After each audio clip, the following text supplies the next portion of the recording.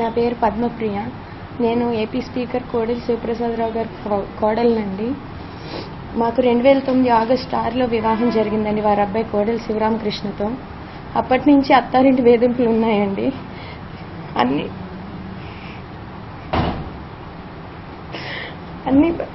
అన్ని భరించి ఓర్చుకున్న. 2010 అక్టోబర్ 18 బాబు పుట్టాడండి. బాబు పుట్టిన తర్వాత చాలా ఎక్కువ అయిపోయినాయండి. ఎక్కువగా అమ్మగారింట్లోనే ఉండేదాన్నండి. లాస్ట్ 1 ఇయర్ నుంచి కంప్లీట్గా ఇంక మా మదర్ వాళ్ళ ఇంట్లోనే మా అబ్బాయిని పెట్టుకుని ఉంటున్నానండి.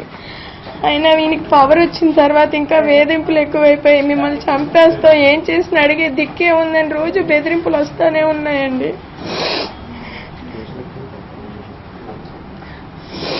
On 17th night, నా husband Kodela Sivaramakrishna along with Surapaneni Koteswararao, Vikas global concept school chairman, Jayalakshmi sea foods Ramesh గారండి, కోనేరు సురేష్ గారండి, గుత్తా నాగప్రసాద్ అని ఒక అతనితో 10 మంది రౌడీలతో కలిసి వచ్చి, జితేంద్ర, సుమతి వీళ్ళందరూ మొత్తం అందరూ కలిసి వచ్చండి 10 మంది రౌడీలతో రాత్రి 10ంటికి నేను మా అమ్మగారు నా బిడ్డ మాత్రమే ఉన్న టైంలో నా ఇంటి మీద దాడి చేసి, అదేనండి 2 town circle inspector Maharanipeta zone Mallikarjunarao గారితో సహాయంతో అండి. ఆయనది నర్సారావుపేట అంటండి. ఆయన పర్సనల్ గా సీన్ లో ఉండండి, ఏంటే లోపల ఏం చేస్తున్నారు అని బూతులు మాట్లాడి, నోటితో చెప్పలేని బూతులు మాట్లాడండి. మా మెయిన్ డోర్ బద్దలు కొట్టండి.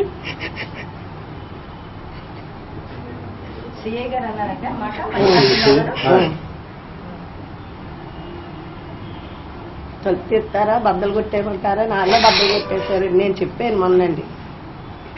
మా ఫాదర్ వచ్చేదాకా వెయిట్ చేయండి, 2 లేడీస్ ఉన్నామని చెప్పిన ఇష్టం వచ్చినట్టు మాట్లాడి తలుపులు బద్దలు కొట్టి మా మదర్ని పీక పట్టుకుని కిచెన్ లోకి తోసేసండి. నేను బెడ్రూమ్ లో లాక్ చేసుకుంటే బెడ్రూమ్ తలుపు దెబ్బలు బద్దలు కొట్టండి. బాబుని తీసుకెళ్లిపోయారండి. ఇదంతా సీన్ లో సీఐ మల్లికార్జునరావు గారు పిన్ పర్సన్ ఉండి చేయించారండి బాబుని తీసుకెళ్లేదాకా ఉండి. అదే రోజు ముందు 9 గంటలకి వాళ్ళ సత్య సాడ్ లైఫ్ లో పనిచేసే మేనేజర్ ప్రకాష్ తో మా ఫాదర్ మదర్ మీద SC/ST అట్రాసిటీ కేసు పెట్టించారండి. ఇలా దొంగ కేసులు పెట్టించి మమ్మల్ని బెదిరిస్తున్నారండి. స్పీకర్ లాంటి పొజిషన్ లో ఉన్న అతను మామూలు అమ్మాయి మీద ఇలా చూపించడం కరెక్ట్ కాదు కదండి. నిజం చెప్తున్నాను, మీడియా కూడా నాకు పెద్ద హెల్ప్ చేయలేదండి. ఆ రోజు ఇంత అన్యాయం జరిగింది, చాలా మంది వచ్చి తీసుకున్నారు. అందరూ వాళ్ళ పొలిటికల్ పవర్ కి ఎవరు నాది టెలికాస్ట్ కూడా చేయలేదండి. ఇప్పటికీ పోలీసులు కూడా యాక్షన్ తీసుకోలేదండి. నిందితులు యాంటిసిపేటరీ బెయిల్ తీసుకునే అంత టైం ఇచ్చి వీళ్ళు కేసు లోడ్ ఆన్ చేస్తారు, అంతే తప్ప ఏమీ లేదండి progress.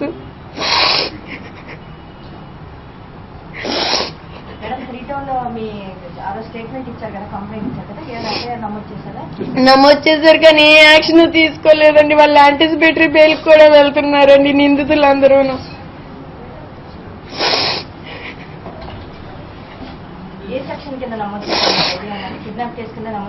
Kidnap case, 498A trespassing case ఇవన్నీ నమోదు చేశారండి.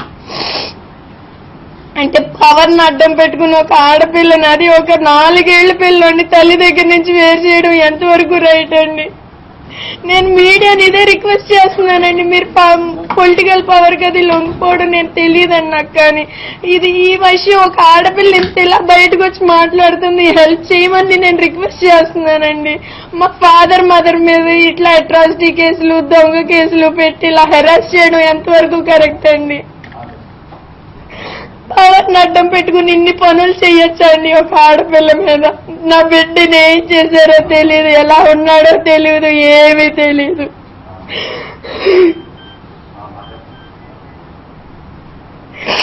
అంటే ఒక సిఐ 2 టౌన్ సిఐ మల్లికార్జునరావు గారు నేను 3 టౌన్ సిఐ అని చెప్తూ ఇన్ పర్సన్ ఉండి చేయించడం ఎంతవరకు న్యాయం అండి? రక్షణ కల్పించవలసిన పోలీసులు ఇలా చేస్తే ఇంకేముందండి న్యాయం ఈ ప్రభుత్వంలో?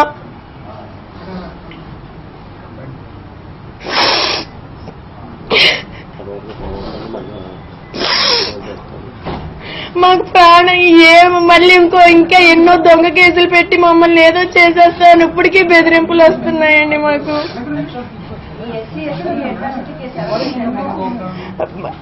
వాళ్ళ కోడెల శివప్రసాదరావు గారికి సంబంధించిన సత్య సాడ్ లైఫ్ మేనేజర్ ప్రకాష్ పెట్టాడండి.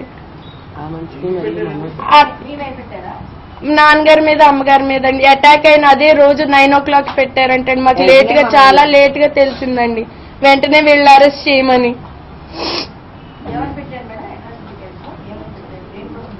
FIR ఇవ్వలేదండి.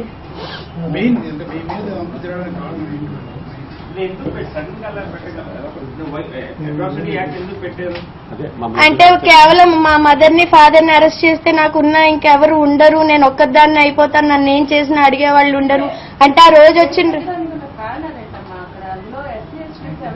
అతను SC ST అనుకున్నా, కరెక్ట్ గా తెలియదండి. అతని చేత పెట్టించారండి. అది దొంగ కేసు అండి ప్యూర్ గా. ఆయన సత్య సాడ్ లైఫ్ లో మేనేజర్ అండి. అది కోడెల శివప్రసాద్ రావు గారిదండి.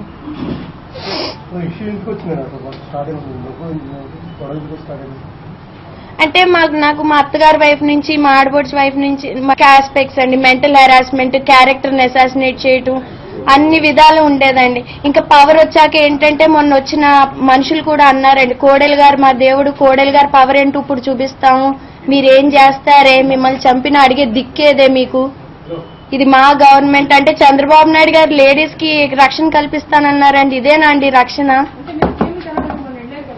నాకు అపాయింట్మెంట్ దొరకలేదండి. అసలు అన్ని వైపులా మూసేశారండి. అంటే మీకు తెలుసండి, మీడియానే కంట్రోల్ చేయగలిగారండి. అందరూ వచ్చి నా దగ్గర స్టేట్మెంట్ తీసుకున్నారండి. ఎక్కడా రిలే కానీ ఎక్కడ అవ్వలేదండి. మీడియానే కంట్రోల్ చేశారండి. ఇంకా మరి నాకు సీఎం గారు పేపర్లు వచ్చినాయండి, టీవీ మొత్తం అన్ని వచ్చారు కానీ ఎవరు తీసుకోలేదండి, ఇవ్వలేదండి. టీవీలో అరేంజ్ మ్యారేజ్ అండి, 2009 అండి. అక్కడ హెరాస్మెంట్ ఎక్కువైపోయిందండి, కొట్టడం అండి, ఇంటి మీదకి వచ్చి ఇష్టం వచ్చింది. నేనేమీ ఫిర్యాదు చేయలేదండి. నాకు బాబు ఉన్నాడు, మళ్ళీ ఆ బాబు ఏమైనా ఇబ్బంది పడతాడేమో ఫ్యూచర్ లో ఈ కేసులు అది అయినా అని చెప్పి నేనేం బయటికి రాలేదండి. ఎప్పుడు నేను బయటకు వచ్చిన పరువుగా బతికిన కుటుంబం అండి. ఇప్పుడు ఇట్లా బాబు వెళ్ళిపోయాడని ఇంత బయటకు వచ్చి మాట్లాడాల్సి వస్తుందని చెప్పండి, ఇంత అన్యాయం జరిగిందని తప్ప అంతకు మించి ఎప్పుడు బయటకు వచ్చి జరగనండి.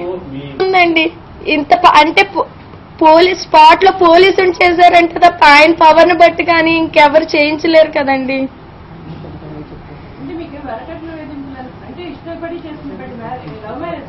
లవ్ మ్యారేజ్ అంటే మా అత్తగారికి, మా ఆడబొడ్స్ కి ఎవరికి పెళ్లి అంటే ఇష్టం, అంటే కొడుకు పెళ్లి అవడం ఇష్టం లేదండి వాళ్ళకి. కొడుకు పెళ్లి అయితే ఆస్తి వాళ్ళకి ఆస్తులు అంటే మోజండి, మనుషుల మీద ప్రేమ ఉండదండి. నేను రెండో భార్యనండి. ఒక అమ్మాయి వెళ్ళిపోయిందండి పైన, అంతే జనం కోసం అంతేనండి.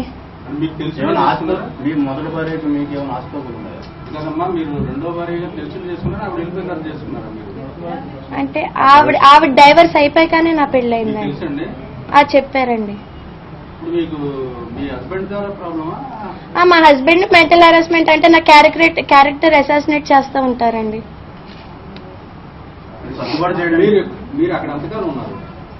నేను ఫస్ట్ హైదరాబాద్ లో ఒక 1 year అట్లా 1 year ఉన్నానండి. ప్రెగ్నెంట్ అయ్యాక 4th month లో వచ్చేసానండి. అంటే ప్రెగ్నెన్సీ అప్పుడు కూడా కనీసం నాకు ఫుడ్ పెట్టే దిక్కు కూడా ఫుడ్ కూడా పెట్టేవారు కాదండి మా అత్తగారు. అది అంత హెరాస్ చేసేవారండి. మేము మా అత్తగారి దగ్గరే ఉండేదాన్నండి.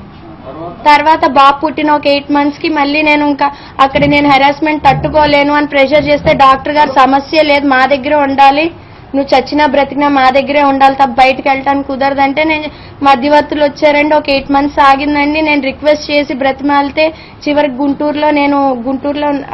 గుంటూరులో గెస్ట్ హౌస్ కింద అక్కడ ఉండేదాన్నండి. మా హస్బెండ్ ఉండేవారు కాదండి, వీక్లీ వన్స్ వచ్చేవారండి. అక్కడ ఉన్న మా ఆడబొడ్స్ గుంటూరులోనే ఉంటారండి. ఆవిడ హెరాస్మెంట్స్ అక్కడి నుంచి తమ్ముడితో చేయించేవారండి. గుంటూరులో కూడా నన్ను ఎక్కువ రోజులు ఉండనివ్వలేదండి. 1 నెల అక్కడ ఉంటే మళ్ళీ పంపించేశారండి. ఒక 6 నెలల తర్వాత మళ్ళీ పెద్ద మనుషులు తీసుకెళ్ళటం రావటం ఇట్లానే అయ్యేదండి. బట్ 2013 లో హెరాస్మెంట్ భరించలేక మే ఎండింగ్ లో ఇంక కంప్లీట్ గా మదర్ వాళ్ళ ఇంటికి వచ్చేసానండి. అవునండి, నేను నా బాబుని కావాలని కోరుకుంటున్నానండి. మా మదర్ ఫాదర్ మీద పెట్టిన ఈ దొంగ కేసులన్నీ తీసేయాలని కోరుకుంటున్నానండి. ఈ హెరాస్మెంట్ తగ్గించాలని కోరుకుంటున్నానండి. అంటే ఒక స్పీకర్ పదవి ఉంది, నేను పదవి ఉంటే ఏమైనా చేయొచ్చు అని అందరినీ ఇన్ఫ్లుయెన్స్ చేసి ఇట్లా ఒక మామూలు సామాన్యమైన ఆడపిల్ల మీద పవర్ చూపించడం కరెక్ట్ కాదు కదండి.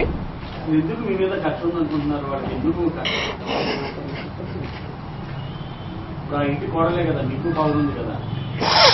ఎప్పుడు నన్నేమి కోడలి కింద చూడలేదండి. ఆ ఇంటి పని మనిషికి ఇచ్చిన వాల్యూ కూడా నాకు ఎప్పుడు లేదండి.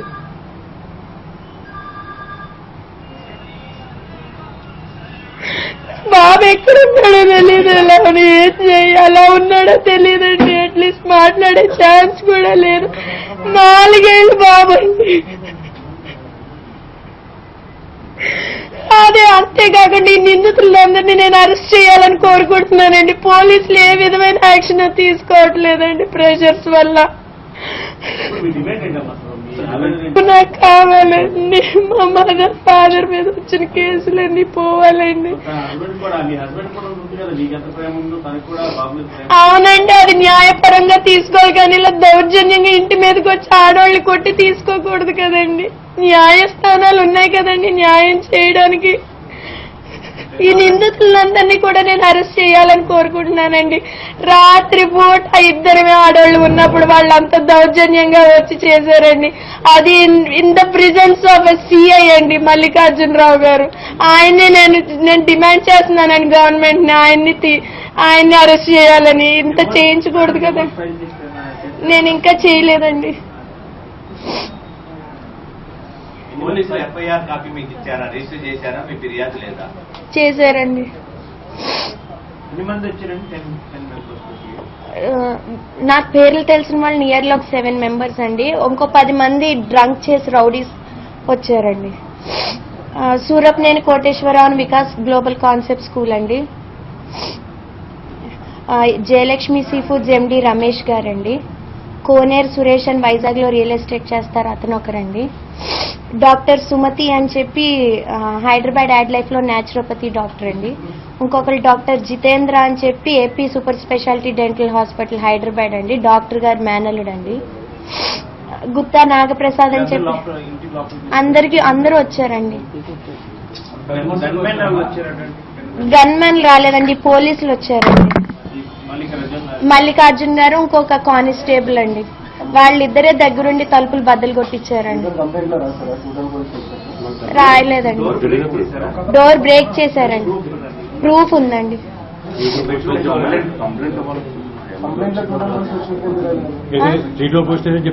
వాళ్ళు 3 టౌన్ పోలీస్ స్టేషన్ అని చెప్పారండి. మాకు తర్వాత తెలిసిందండి ఆయన 2 టౌన్ పోలీస్ స్టేషన్ మల్లికార్జునరావు గారండి. మెయిన్ డోర్ బ్రేక్ చేశారండి, బెడ్రూమ్ డోర్ బ్రేక్ చేశారండి, గేట్ కూడా బ్రేక్ చేసి వచ్చారండి. ఇండివిడ్యువల్ హౌస్ అండి. పక్కన ఫ్లాట్స్ లో ఉన్న వాచ్మెన్ అందరూ ఇదంతా చూశారండి.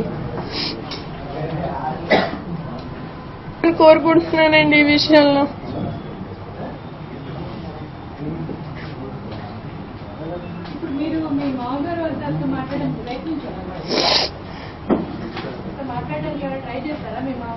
వాళ్ళు అసలు ఆప్షన్ ఇవ్వలేదండి.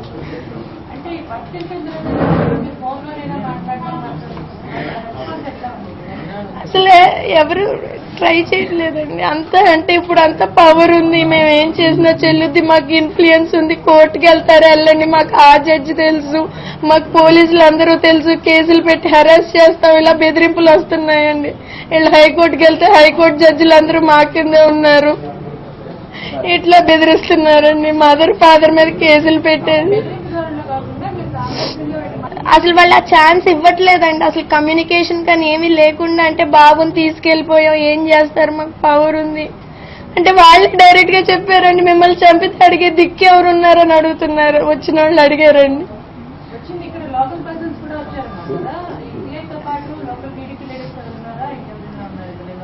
టీడీపీ లీడర్స్ ఎవరు లేరు. బాబుని